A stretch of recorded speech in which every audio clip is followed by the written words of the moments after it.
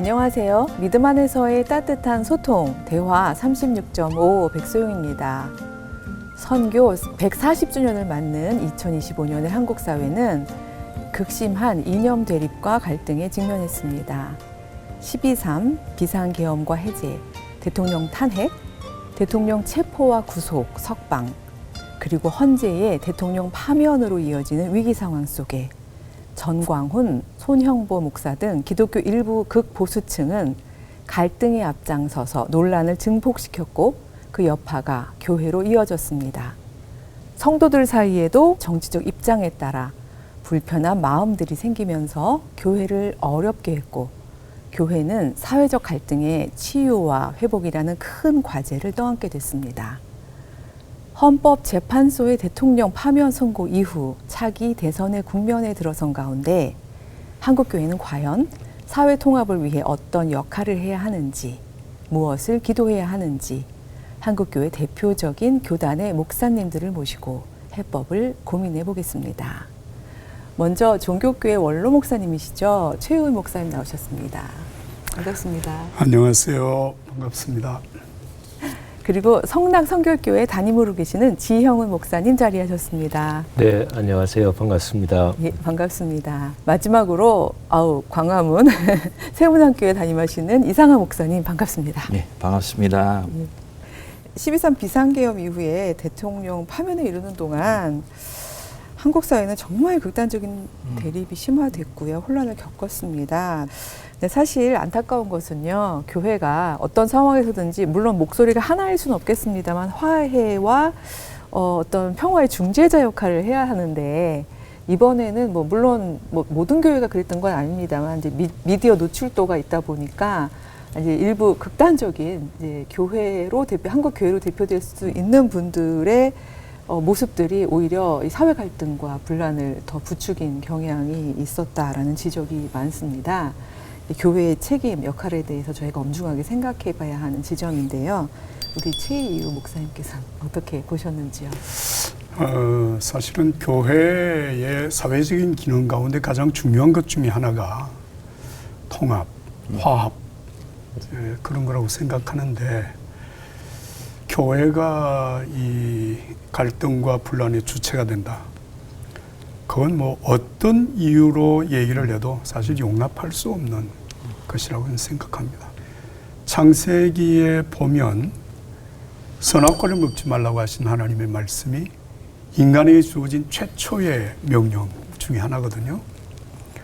근데 선악과를 먹으면 두 가지 현상이 나타난다. 하나는 하나님같이 된다.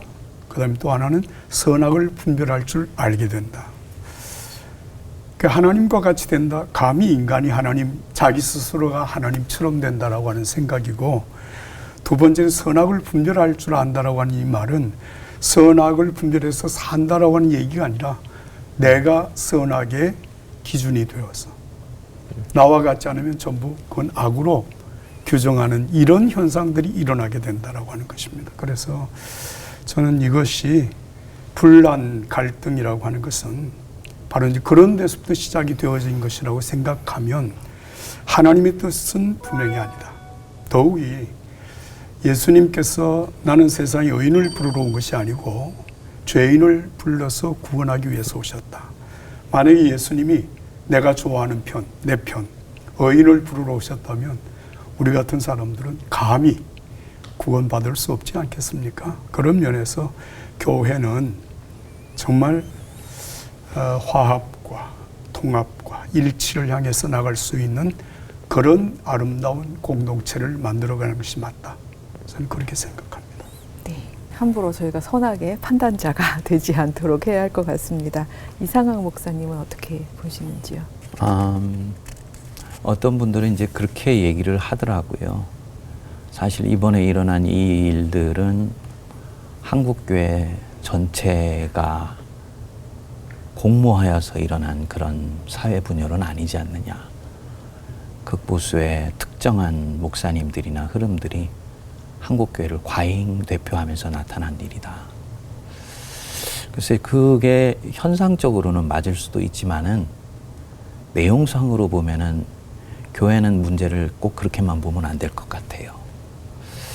오히려 한국교회 일부 또한 바로 한국교회 자신이기 때문에 내 형제의 잘못이 있다면 내 것으로 가져가는 것이 맞다고 생각을 하고요. 다시 말을 한다면은 한국교회 자신의 문제가 이미 일정 정도는 노정되어서 특정한 흐름으로 나타난 것이 정직한 우리의 진단이 되어야 되지 않는가.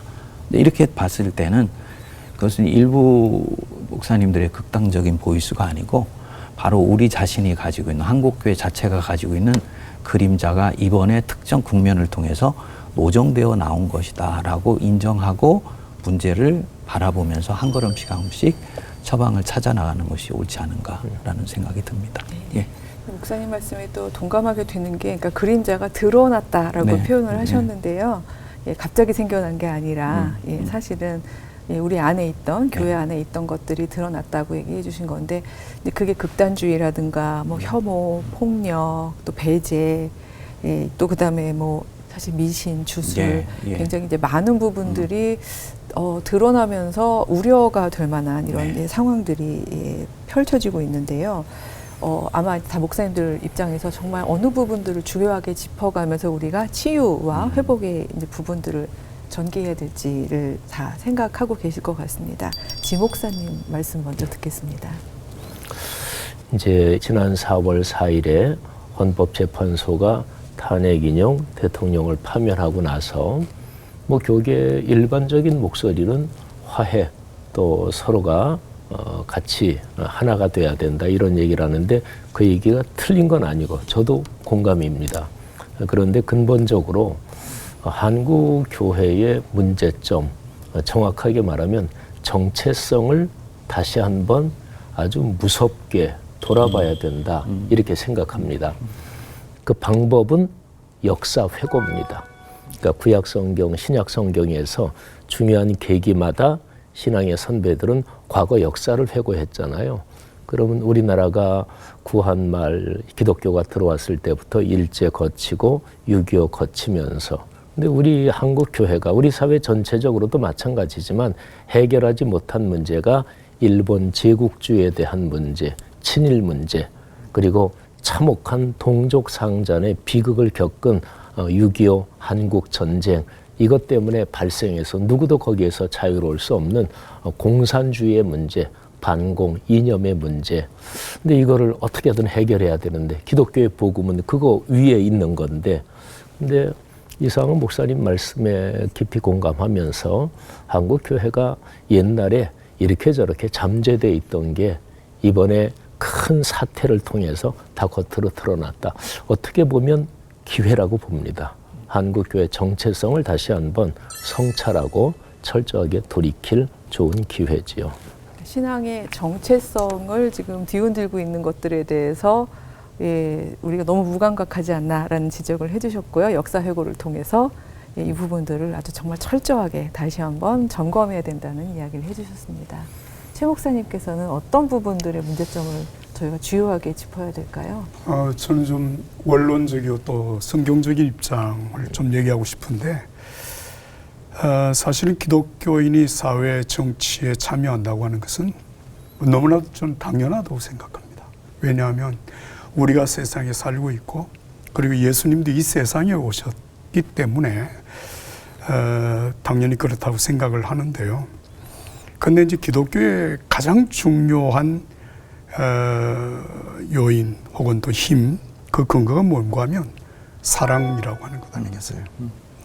그런데 이 사랑과 힘, 뭐 이건 아주 오래된 얘기입니다. love, 그리고 뭐 justice and power, 이런 얘기가 나오는데, 그런데 예수님께서 3년 동안 사역하시고 가장 이제 마지막 절정 십자가를 지실 때 그를 체포하러 온 사람들, 그 사람들 중에 한 사람을, 제자 중에 한 사람이 칼로 쳤거든요. 그때 예수님 중요한 말씀을 하십니다. 칼을 칼집에 꽂아라. 칼을 가지는 자는 반드시 칼로 망한다. 이 말은 힘으로써 세상의 정의를 세우고 힘으로써 세상을 다스려 가기를 원하는 이런 쪽으로 기독교가 가기 시작하면 그건 기독교가 멀어진다. 예수님과 근본적으로 멀어지게 된다. 그런 생각을 하고요. 한국 교회는 힘, 그걸 가지고 세상을 바꾸려고 하는 것이 아니라 정말 사람으로서 세상을 이겨가는 그 신앙의 길이 무엇인지 깊이 성찰해야 된다. 그렇게 생각합니다. 네, 저희들의 어떤 동력으로서의 사랑에 대한 이야기를 해주셨습니다. 이상학 목사님께도 한번 여쭙고 싶습니다. 한국교회 이런 상황들이 나타나게 된 원인들이 무엇이냐. 성경적으로 보면 예수님의 사랑을 우리가 잊었다. 그런 면에서는 기독교의 영성의 핵심을 우리가 놓치고 있다. 그리고 그 부분들이 교회의 본질과 정체성을 우리가 놓친 곳에서부터 왔기 때문에 교회가 가지고 있는, 교회가 가져야 될 본연의 진리를 회복하는 그런 아주 엄정한 상황 속에 우리가 직면했다라는 부분들로 저희들이 볼 수 있을 것 같습니다. 그럼 한 걸음 더 나아가서 그럼 그 본질과 정체성을 우리가 놓치도록 만드는 그 무엇이 있을 것 같다. 제가 볼 때는 한국교회 안에 들어와 있는 저는 누룩이 있다고 봅니다. 그게 바로 뭐냐면은 근본주의 신앙이라고 봅니다. 그러니까 신앙에 복음주의 신앙이 있고 근본주의 신앙이 있고 복음주의적 에큐메니칼 신앙이 있는데 한국교회 안에 언제부터인지 근본주의 신앙이 복음주의 신앙에 마스크를 쓰고 들어와서 활동하기 시작했어요. 그 역사의 연연을 따져보면 원래는 이 근본주의 신앙이 19세기 후반에 과학주의와 계몽주의가 물밀듯이 미국 사회에 들어오면서 교회가 본연의 가치를 자꾸 상실하는 것에 두려워서 교회의 5가지 본연의 근본적인 것을 지켜야 된다는 건강한 의미로 시작이 됐는데 이게 이제 특정한 정치운동이나 문화 이념과 결탁을 하면서 근본주의 현상을 나타내게 됐더라고요. 근데 재밌는 게 요번에 나타난 이 현상들을 들여보는데 근본주의 현상하고 상당히 유사한 부분들을 제가 이렇게 보게 됐습니다. 첫 번째로는 우리 최유현 목사님 말씀하신 것처럼 기독교의 영성은 사랑과 화해와 관용과 용서, 평화의 영성이죠. 그게 예수 그리스도 영성이죠. 근데 근본주의 영성은 굉장히 전투적이에요. 그리고 상대방을 악마화해요. 그리고 십자군의 영성으로 무장해 있어요.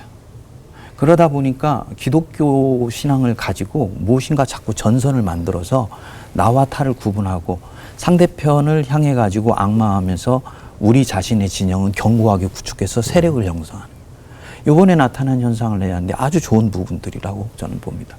또 하나가 근본주의는 스스로 동력을 만들어내는 것이 교회에서 힘들기 때문에 항상 그 시대의 핵심적인 정치적 이슈나 문화적 이슈와 결탁하여서 운동의 흐름을 가져가는 그런 성향을 가지고 있거든요. 그래서 1950년대, 60년대에서는 한국 사회든 미국 사회건 동서냉전 시대에는 반공주의 이슈와 결합을 했죠. 기독교 신앙이 공산주의와 함께 갈 수 없다는 건 이거는 상식이라고 생각을 합니다. 하지만은 교회가 반공만을 얘기해야 된다는 건 전혀 다른 얘기예요. 교회는 얘기해야 되는 굉장히 많은 중요한 복음의 이슈를 가지고 있지 않습니까? 가치들을. 사회 양극화 문제라든지 가난한 자들을 섬기는 부분이라든지 또 오늘날의 같은 경우라면은 이 환경 위기 속에서 어떻게 하면 지구 온난화 문제들을 같이 극복해 나가면서 지속 가능한 생명을 우리가 생명 현상들을 유지해 나갈까 이게 많은 이슈들이 있거든요. AI의 윤리적인 이슈 저는 가장 두렵게 보는 부분들인데 이번에 유발 하라리가 와서 그 목소리를 굉장히 강하게 냈는데 탄핵 국면 속에서 다 묻혀버렸어요. 그럼 뭘 얘기를 하는 것이냐. 그러니까 결과적으로는 특정한 이슈에 교회가 함몰되어 버려가지고 다른 중요한 보편적이고 교회의 사명과 관련된 이슈들이 다 사장되어 버리거나 다 수면 밑으로 깔아앉아 버리게 만들었다. 이런 것이 사실은 근본주의 현상의 핵심인 것이죠. 근데 그 현상들이 요번에 특정한 극보수의 소위 운동을, 기독교 운동을 표방하면서 나온 사람들 속에 그대로 노정된 거예요. 뭘 얘기를 하는 거냐. 그러면은 한국 교회가 가지고 있는 복음의 정체성과 아름다운 전통들을 훼손하는 우리 안에 들어와 있는 이 누룩을 특정한 사람이 아니고 그 사람 속에 역사하고 있는 뭐라 그럴까요? 정치적 혹은 신학적 현상으로 보고 우리가 아주 조직적으로 접근해 나가는 부분들이 이제 필요하다. 저는 그 부분에서는 근본주의 현상에 우리가 주목해서 연구도 하고 교회들이 얘기도 꺼내기 시작하고 무엇보다도 이런 자리들을 통해 가지고 그것들을 성도들이 바르게 깨우쳐 줄 수 있도록 이렇게 계몽해 주는 작업들. 이 계몽이라는 말이 워낙 지금 오염된 단어라 쓰는데 네, 계몽해 주는 작업. 좋은 계몽이죠. 이것이 굉장히 필요하지 않은가 그 필요성들을 이번에 우리에게 가르쳐 주었다라고 저는 봅니다. 굉장히 중요한 예. 이야기들을 예. 많이 해주셨는데요. 특히나 그 근본주의의 이번에 정치화, 예, 극단적인 어떤 극우 정치화 속에서 내부 동력이 아니라, 신학인의 내부 동력이 아니라 그 힘을 외부에서 가져왔다라는 말씀이 예, 저에게 또 특히 예, 많이 와 닿게 됩니다. 그래서 그런지 자연스럽게 이런 또 질문을 하게 되는데요. 그러니까 사실은 역사적으로 기독교인들이 이 정치의 문제 혹은 사회 변혁의 문제에 참여해도 되는가, 얼마만큼 참여해야 하는가, 이게 기독교인으로서의 참여의 정당성이나 정도에 대한 문제들은 끊임없이 역사적으로 또 신학적으로 논의가 되어 왔습니다. 워낙 첨예한 상황이다 보니까 또 세 분 목사님들께서 또 가지고 계시는 이에 대한 의견들이 있으실 것 같고요. 최 목사님 의견도 한번 여쭙겠습니다. 정말 기독교가 세상을 변화시키는 힘은 아까 제가 사랑이라고 하는 얘기를 했습니다마는 예수님의 가신 길을 따르는 것이 교회고 그리스도인인데 그럼 예수님이 가신 길이 뭐냐? 예수님은 절대로 힘으로써 세상을 변화시키려고 하지 않았다. 그 대표적인 이제 사건이 세례 받으시고 광야에 40일 동안 금식 기도하신 이후에 사단의 시험을 받았던 그 세 가지 시험, 우리가 다 잘 아는 일. 돌로 떡을 만들어라, 성전 꼭대기에서 뛰어내리라, 그리고 나에게 절하면 천하만국 영광을 내게 주겠다. 예수님 단호하게 거절했거든요. 사실 여기에서 말하는 이 마귀의 시험이라고 하는 것은 세상적인 힘을 가지고 세상을 지배할 수 있게 하는 중요한 요인들이에요. 그런데 예수님은 거절하시고 정말 하나님의 말씀을 따라서 결국 예수님 십자가의 길을 가신 거잖아요. 그래서 이런 것을 생각을 할 때 기독교, 오늘의 교회, 오늘의 크리스찬들은 자기를 부정한다고 하는 것이 무엇인지, 정말 신앙으로 세상과 삶을 변화시킨다고 하는 것이 무엇인지를 진지하게 돌아봐야 된다고 생각합니다. 이상학 목사님 어찌 예. 생각하시는지요? 아마도 많은 교회나 목사님들이 교회와 정치의 문제를 더 이상 외면할 수 없구나라는 숙제를 이번 기회에 갖게 된 것으로 저한테 보입니다. 한 3가지 정도를 이 부분에 대해서는 우리가 단계적으로 접근해야 되지 않을까라고 저는 생각되는데요.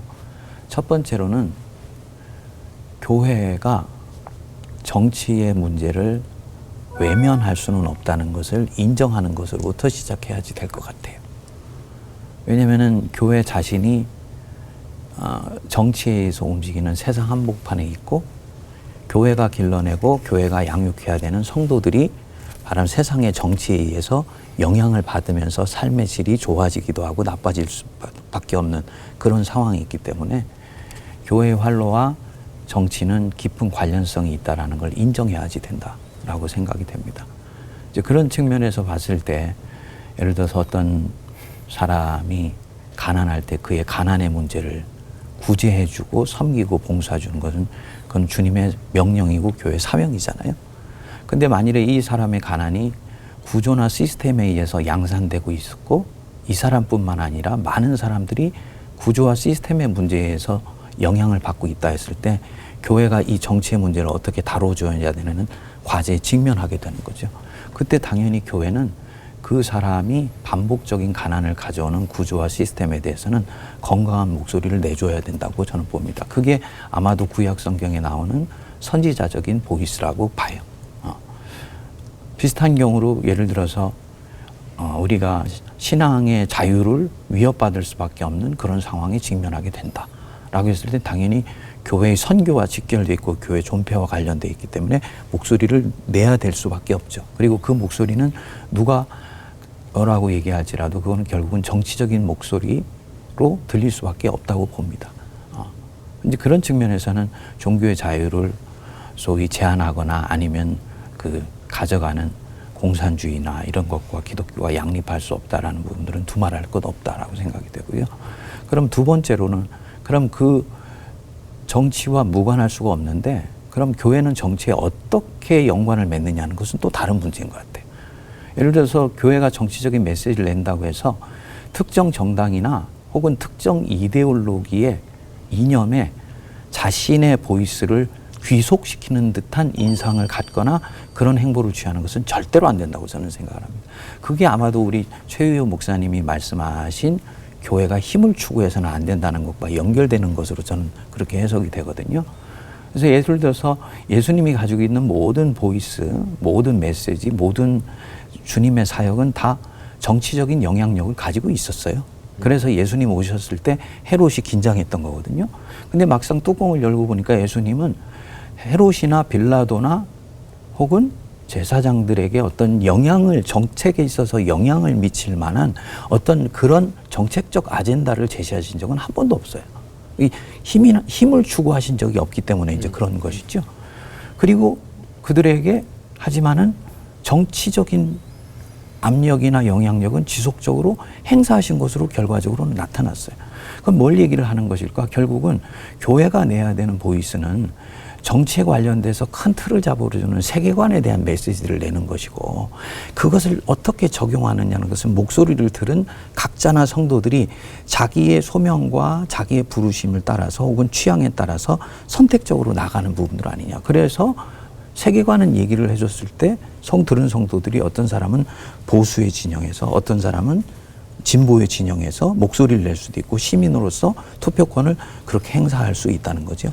중요한 것은 어떤 경우에도 교회는 자기 자신이 가지고 있는 목소리나 혹은 입장을 특정 정치 집단이나 특정 이념에 올인하면 안 된다는 거. 예.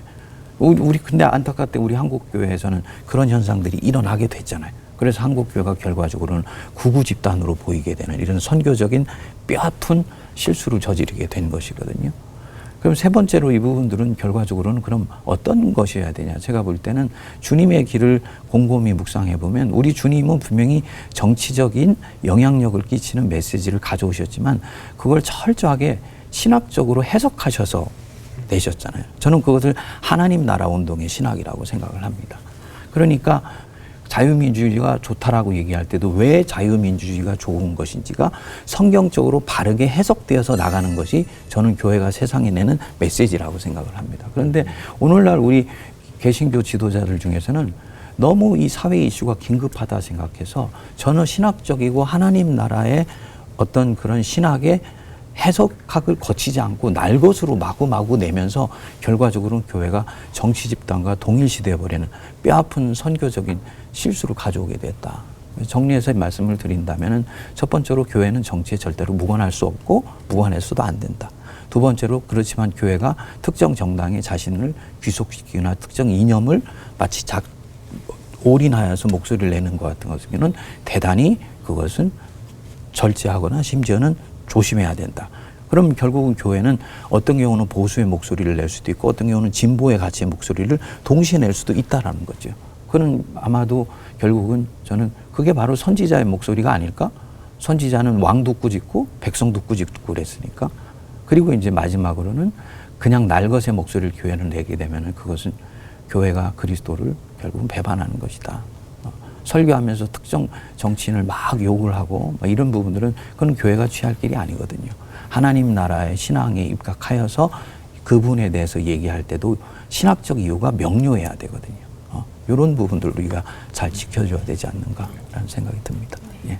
그 세계관 형성과 더군다나 신학적인 해석을 통과한 어떤 이야기들을 꼭 우리가 담론으로 가지고 있어야 한다는 중요한 지적을 해주셨고요. 또 목사님도 교회와 국가 혹은 또 정치 참여에 대해서 또 의견이 있으실 것 같아서 좀 여쭙겠습니다. 그 교회와 정치 여기에 대해서 사실은 그 최유호 목사님이 교회 역사적으로 정리를 해주셨고 또 이성학 목사님이 조직신학적으로 기독교 윤리학적으로 정리를 하셨어요.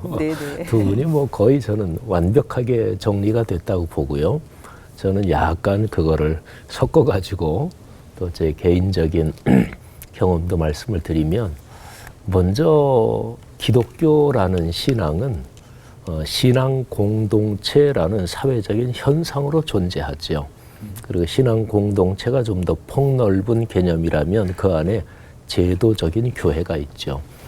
그러니까 어쨌든 기독교 신앙은 교회라는 사회 역사적 집단으로 현상으로 존재하죠. 그런데 교회는 근본적으로 현 주소가 이 세상 한가운데입니다. 요한복음 17장에서 예수님의 기도 가운데 명확하게 나타나는 거죠. 그런 면에서는 교회는 정치에 묵어날 수가 없는 거죠. 이미 세상 한가운데 있으니까. 그리고 이제 신약 성경 중에서 최초의 복음서인 마가복음서가 예수님을 주님, 헬라어로 큐리오스 이렇게 지칭을 하고, 또 예수 그리스도의 인격과 사역에서 나타난 하나님 나라 역사를 그거를 복음, 헬라어로 유앙겔리온 이렇게 마가복음이 얘기를 하는데, 근데 그 두 단어가 그 당시의 상황에서 이거는 무지무지하게 정치적인 용어다, 그렇게 이제 해석하는 학자들이 많잖아요. 현실이 그렇고. 왜냐하면 주님, 큐리오스는 그 당시에 황제를 대표적으로 지칭하는 말이고, 물론 다른 이런 내 상사, 주인을 대표하는 표현하기도 하지만, 그 다음에 특히 유앙겔리온은 황제와 연관된 소식, 이게 유앙겔리온이잖아요. 그러니까 이제 성서학자들 중에서 마가복음은 그 당시의 상황에서, 또 황제가 신격화되던 시대니까 황제는 신인데, 황제가 신이 아니다, 하나님의 아들 예수 그리스도, 그분이 참 신이시고 주님이시다. 그리고 진짜 인생의 복음은, 유앙겔리온은 황제가 우리 도시에 온다든지 또는 황제가 아들을 낳았다든지 그게 아니고 예수 그리스도께서 오셨고 그분이 구원의 문을 여셨다는 거, 이게 진짜 복음이다. 그러니까 이거는 무지무지하게 정치적일 수밖에 없죠. 그런데 이런 상황이 저는 최유 목사님께서 굉장히 다 그 간단한 단어로 표현을 하셨다고 보는데, 힘의 추구, 이거는 기독교 신앙이 아니다. 좀 더 수식어를 붙이면 세속적이고 통속적인 힘과 권력의 추구, 이거는 기독교 신앙하고 정반대되는 거다. 그건 예수 그리스도의 사역에서도 나타나고, 그러니까 전광훈 소년보 현상은 아주 비기독교적이고 반기독교적인 거지요. 그래서 313년 콘스탄틴 대제가 기독교를 인정한 그 기점이 기독교가 타락하기 시작한 시점이다, 이렇게 보는 교회 사학자들이 많거든요. 저도 그 입장을 지지합니다. 그런데 1517년 말씀하신 대로 중세 1000년 지나면서 루터가 종교개혁을 시작한, 그거는 힘의 논리가 아니라 십자가의 사랑의 논리, 그거를 십자가 정신을 다시 찾아야 된다, 이거였죠. 그러니까 십자군의 힘의 논리, 그리고 십자가의 사랑과 자기 헌신, 희생의 이 복음, 이 두 개가 사실은 명백하게 대비가 되는 거죠. 그런데 이제 좁은 의미의 정치, 넓은 의미의 정치에서는 누구도 피할 수가 없죠. 넓은 의미의 정치는 그렇고, 좁은 의미의 정치, 그러니까 구체적으로 어느 정당의 정강 정책이나 또는 사회적으로 보수 진보의 어떤 집단이나 이런 건 이제 좁은 의미의 정치잖아요. 제가 이제 올해로 목회 41년째 하거든요. 근데 저는 지금까지 목회하면서 좁은 의미의 정치 사안을 공적인 설교, 공예배의 설교에서 직접적으로 언급한 적은 이번이 처음입니다. 저는 한 번도 공적인 설교에서 좁은 의미의 정치 사안을 직접적으로 언급하면서 찬성 반대를 그렇게 얘기한 적이 없거든요. 근데 이번에 작년 12월 3일에 비상계엄 선포가 되고 나서 저는 얼른 딱 든 생각이, 야, 이거는 큰일이구나. 그리고 제가 이제 명백하게 바로 그 돌아오는 주일에 대놓고 그 비상계엄 선포는 일반 우리 법치의 민주주의로 볼 때 위헌 위법적이지만, 이거는 신앙의 측면, 기독교의 측면으로 볼 때 하나님의 일반 계시의 가치를 대놓고 짓밟은 거다. 저는 이제 하나님의 일반 계시가 저는 통상적으로 네 가지는 분명하게 일반 계시의 가치다, 이렇게 보거든요. 하나가 인도적 인륜 도덕, 두 번째가 생태적 환경윤리, 세 번째가 법치의 민주주의, 네 번째가 상생의 시장 경제. 그런데 비상계엄 선포는 법치의 민주주의라는 하나님의 일반 계시의 가치에 정면 충돌한 거다. 그래서 저는 이런 성경적 또는 신학적 입장을 가지고 대놓고 설교한 거지요. 그래서 제 생각에는 명확하게 기독교적인 가치가 심각한 위협에 있다. 그럴 때는 요즘 많이 얘기되는 대로 뭐 저마다 자기 편한 대로 갖다 쓰기는 합니다만은 보네포 목사님이 히틀러의 나치즘에 명백하게 저항한 것처럼 그렇게 저항을 해야 된다고 저는 봅니다. 그게 이제 로마서 흔히 많이 인용되는 13장에 있는 위에 있는 권세에 복종하라. 그런데 그거는 하나님이 사용하시는 일반 세속 정부에 하나님이 사용하시는 권세 그거를 얘기한 거지 하나님의 뜻에 반하는 권세를 얘기한 거는 아니다. 이게 이제 기독교의 정통적인 해석이잖아요. 그래서 아무튼 저는 뭐 정치 사안이라고 볼 수 없고 여야의 문제, 보수의 진보의 문제가 아니고 이거는 하나님의 일반 계시와 연관된 문제다. 그리고 대한민국의 민주주의가 죽느냐 사느냐 하는 문제다. 이 관점으로 보면 이건 아주 명확한 것 같아요. 그러니까 정치 사안을 넘어선 거죠. 대한민국 전체의 어떤 가장 기본적인 생존이 걸린 문제다. 이런 얘기가 된다고 봅니다. 일반 계시 얘기도 해주셨습니다만 저희가 진짜 이 창조된 질서를 잘 보존하는 것은 그리스도인의 정말 최우선의 책무일 것 같습니다. 근데 이것을 위해서 사실 저희가 무엇보다도 가장 건강한 교회가 되고 건강한 그리스도인이 되는 게 중요할 텐데요. 이번에 드러났던 여러 가지 이런 민낯의 부끄러운 모습들을 회개하면서 여러 가지 면에서 아까도 이제 어떤 게 문제다라고 진단들은 해주셨습니다만 교회가 내부적으로 어떤 부분을 조금 더 회개하고 각성해야 할지 이런 지점에 대해서도 한번 저희가 좀 생각을 해봤으면 좋겠는데요. 네, 이 목사님 혹시 의견이 있으신지요? 저는 지영은 목사님 말씀 속에 답이 있다라고 생각을 합니다. 그 큐리어스라는 말이 가지고 있는 정치적인 의미가 초대교회에 있었다라는 부분. 예수님이 우리의 절대적인 왕권을 가지고 있는 통치자이다. 그럼 예수님의 왕권을 가지고 있는 이 통치자가 하시라는 거를 하는 게 그게 종이고 제자잖아요. 예수님이 다른 어떤 것들 때문에라도 너 사랑을 놓치면 안 돼. 이거 놓치면 네가 어떤 명분과 어떤 자기 정당성을 갖고 있어도 너는 나로부터 벗어나는 것이야. 이렇게 말씀하신 게 성경에 너무나 명확하다면은 자기가 가지고 있는 내적 감정이나 정서가 주님의 사랑과 부딪혔을 때 이거를 자기 감정을 상대 와서 내려놓는 게 이게 로드십이거든요. 저는 그렇게 봅니다. 근데 한국 교회가 지금 넘어가지 못하는 부분이 바로 이 부분인 것 같아요. 왜 한국 교회는 그렇게 이데올로기 문제에 있어서 이렇게 넘어가지 못하고 계속 걸려는 겁니까?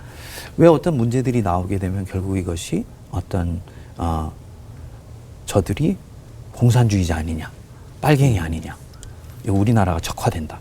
물론 이게 정말 사실로 그 일이 드러난다면 심각한 일이겠지만은 이 부분은 한국 사회가 아직도 이 동족상잔의 비극, 특히 북한에 있었던 우리 그 기독교인들이 남한에 옮겨오게 되면서 가졌던 그 한과 응축된 아픔의 응어리들이 우리 안에서 다 해결되지 못한 부분들이 결국은 건강한 기독교 신앙을 형성하는 데 걸림이 되고 결국은 예수님 옆에다 끊임없이 무언가를 끼워 넣는 모양이 된 거라고 저는 보여졌어요.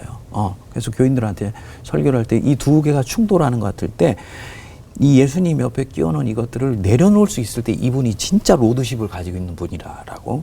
근데 머리로는 받아들이는데 자기가 여기까지는 안 가는 것 같다고 고백하는 분이 있었어요. 알고 보니까 북한에서 부모님이 넘어오셔가지고 한국에 정착한 분이 남한에.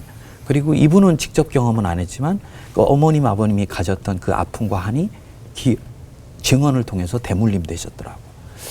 이 부분들이 우리 안에 정말 넘어가야 되는 부분들이 아닌가 싶었고요. 그런 면에서 정말 종교국이 가지고 있었던 5대 본연의 가치, 오직 믿음으로, 오직 그리스도로, 오직 성경으로, 오직 하나님께 영광, 뭐 이런 본연의 가치들이 우리 안에 좀 신실하게 회복돼야 되는 중요한 숙제를 우리가 가지고 있는 것이다. 저는 그렇게 느꼈습니다. 예. 네. 지영훈 목사님, 저희가 이렇게 한국 내부적으로 교회 안에서 각성하고 회개하고 또 사회적 신뢰를 회복하기 위해서 목사님께서는 어떤 부분을 저희가 제일 주목해서 그 두 가지를 동시에 저는 얘기해야 된다고 봅니다. 하나는 공의와 사랑인데 십자가에서 나타난 사랑은 공의와 뗄 수 없이 연관된 거잖아요. 그러니까 현실적으로 사회적인 범죄 또는 사회적으로 사회를 망치는 사람에 대해서 거기에 대한 응분의 대가 없이 그저 사랑, 이거는 성경이 말하는 사랑이 아니라고 봅니다.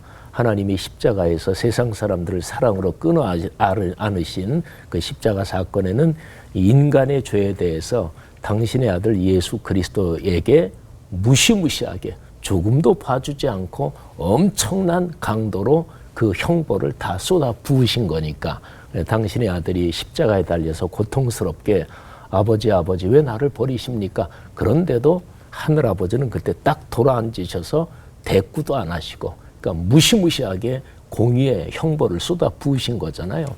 현실적으로 사회에서 특히 이제 이번에 지금 얘기가 되고 있는 작년 12월 3일에 비상계엄 이후 쭉 진행되는 과정에서 우리 사회의 헌법이나 법률에 따라서 범죄를 저지른 사람에 대한 공적인 집행이 분명하게 되고 그런 기초 위에서 최대한도로 우리가 서로 화합하고 통합해야 된다. 근데 근본적인 거는 기독교적인 가치관과 관점 이거를 다시 돌아보고 그래서 교회가 어느 정도 신앙적인 컨센서스를 좀 더 넓히는 거다. 아주 장기적인 과제로는 우리 백 교수님 이제 또 신학자시고 가르치고 계신데 한국의 신학도 바뀌어야 된다. 다 신학교에서 공부하고 목회자가 되잖아요. 그러니까 신학교육에서 특별계시의 관점이 한국은 굉장히 강하고 장점인데 일반 계시의 가치에 대해서 한국 신학교육이 너무나 취약하다. 일반 계시의 가치를 좀 더 신학교육에서 충분히 강조해야 된다. 아까 이상호 목사님 말씀하신 대로 그게 강조가 안 되면 근본주의, 말하자면 극우 근본주의에 빠지게 되는 거죠. 목사님들께서 워낙 그 신학적 깊이나 또 신앙적 실천이 있으시다 보니까 말씀을 듣느라고 제가 사회를만 보고 자꾸 빠져 들어가고 있는 아이고. 기분이 드는데요. 이제 정말 현실적인 이야기를 좀 해봐야 될 것 같습니다. 이제 6월 3일 날짜가 정해졌죠. 이제 차기 대통령 선거를 위해서 저희가 이제 해야 될 일들이 너무 많을 것 같습니다. 한국 교회와 우리 성도들에게 어떤 원칙, 어떤 자세로 임해야 될지를 우리 새 목사님께 좀 여쭤보고 싶습니다. 먼저 최 목사님께 여쭙겠습니다. 내가 원하는 사람이 당선되면 좋고 또 그렇게 되기를 기도하는지도 모르죠. 그러나 우리 모든 그리스도인들이 꼭 기억해야 될 것, 내가 원하는 사람, 좋아하는 사람, 그 사람이 하나님이 원하시는 절대적인 사람이라고 생각하는 것은 큰 오산이 될 수도 있다. 왜? 하나님의 절대적인 선, 하나님의 기준에서 보면 온전한 사람은 아무도 없거든요. 그렇다면 이제 우리 성도들이 가져야 될 태도는 뭐냐 하면 결과에 대하여서 겸하게 인정하고 수용할 수 있는 마음의 자세. 내가 원하는 또 내가 생각하는 것이 정답이 될 수도 있지만 저렇게 말하고 저렇게 하는 사람도 나쁘다고 악이라고 결론 내리는 것은 굉장히 위험하다. 그래서 오늘 이런 상황 속에서 정말 우리 한국교회 성도들이 반드시 하나님의 뜻은 이루어진다. 뭐 역사의 갈등과 뭐 여러 가지 복잡한 일이 있지만 그럼에도 불구하고 하나님은 이 세상의 모든 것을 사람들에게 사단에게 위임하지는 않았다. 하나님이 이끌어 가신다. 그래서 새하늘과 새 땅이 이루어지는 것이 성경의 마지막 결론이잖아요. 그러면 하나님이 하신다라고 하는 것이고, 그래서 저는 로마서 8장 28절을 굉장히 중요하게 생각합니다. 하나님을 사랑하는 자 곧 그 뜻대로 부르심을 입은 자들에게는 모든 것이 합력하여 선을 이루신다. 그러니까 하나님은 나와 같지 않은 것을 통해서도 하나님의 역사를 이루어 가신다라고 하는 이 믿음을 가지고 겸허하게 인정하고 존중하고 수용하고 그리고 믿음으로 나가는 그런 자세가 필요하다 생각합니다. 네, 감사합니다. 지영훈 목사님. 그 사람이 살아온 길을 봐야 될 것 같아요. 사람은 자기가 쭉 인생 여정 살아와서 뭐 40이 적어도 넘었다 그럼 자기 얼굴에 책임을 져야 된다. 그게 자기 삶 속에 배어서 얼굴에도 나타난다 이 얘기거든요.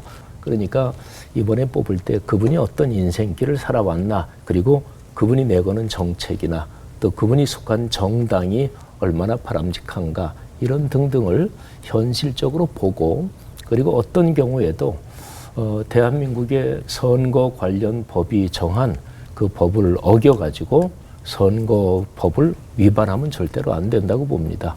교회에서 이런저런 뭐 선거운동을 뭐 정당원들은 다 합법적인 테두리 안에서 하는데 절대로 법 바깥으로 법을 위반하면서 하면 안 되고 교회가 민주주의 법치 사회에서 품위를 지켜야 한다 생각합니다. 이 목사님. 이번 선거는 저는 교인들은 열심히 투표하고 소신에 따라 하되 교회는 선교 전략적 정치와의 거리두기를 해야 된다라고 생각이 됩니다. 그 이유가 뭐냐면 사실 지금의 국면이 대단히 중요한 국면이기는 하지만 우리 최의호 목사님 말씀하셨듯이 어떻게 되더라도 교회만 바르게 결국은 길을 찾아가면 저는 하나님이 한국 교회 때문이라도 한국 사회와 한국 백성들은 살려주신다고 저는 믿어요. 그런데 그거 안 믿는 유일한 집단들이 정치 집단들이야. 인위적으로 가공된, 즉 다시 말해서 있지도 않은 현실에 가공된 두려움과 위협감을 집어넣어서 내가 가지고 있는 아젠다가 절대적으로 실현되지 않으면 한국 사회 망할 것이다라고 얘기를 하면서 일종의 종말론적 두려움을 집어넣어 주는 거예요. 그리고 그런 부분들이 사실은 요번에 이 치열한 소위 갈등을 가져온 또 주된 원인이기도 할 수 있다고 생각합니다. 그리고 그 한복판에 안타깝게도 교회가 있었고요. 그런 부분을 우리가 정말 심각하게 우리가 정말 이렇게 성찰해 본다면 한국 교회는 선교 전략적으로 정치에 대한 거리두기, 즉 중립성을 선포할 필요가 있다.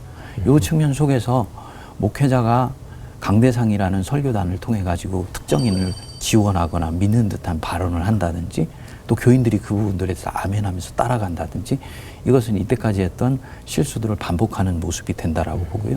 그런 측면에서는 좀 총회나 교단의 좀 상위 기관들이 요번에 좀 이 6월 3일에 선교를 놓고 어떻게 해야 되는지에 대해서 좀 이렇게 건강하게 좀 중심을 잡을 수 있도록 성명서나 교회들의 이런 것들을 발표해 주는 것이 좋다고 보고요.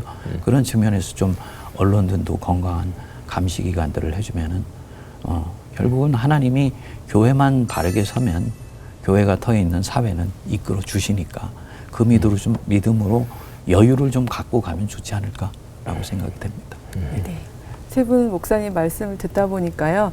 그러니까 그리스도인으로서 저희가 기도를 깊이 해야 되는 건 너무 당연한 전제인데 그동안은 그냥 기도합시다 하고 내용을 이렇게 구체적으로 상정하지 못했던 것 같아요. 그래서 오늘 들으시는 시청자분들께서 아주 구체적인 내용과 방향성 또 가치 이런 것들을 정립할 수 있는 좋은 기회가 되었을 것 같습니다. 믿음 안에서의 따뜻한 소통 대화 36.5 오늘은 특집으로 탄핵 이후 한국 교회의 역할과 과제에 대해 함께 생각하는 시간을 가져봤습니다. 지난해 연말부터 이어져 온 탄핵 정국은 교회 안에도 많은 갈등과 상처를 남겼는데요. 이제는 그 상처를 치유하고 극복하기 위해 함께 노력해야 할 때입니다. 교회가 더 이상 갈등의 한복판에 서는 것이 아니라 이 땅에 희망이 될 수 있도록 복음의 본질로 돌아가야 하겠습니다. 함께해 주신 세 분 목사님 그리고 시청해 주신 여러분 감사합니다.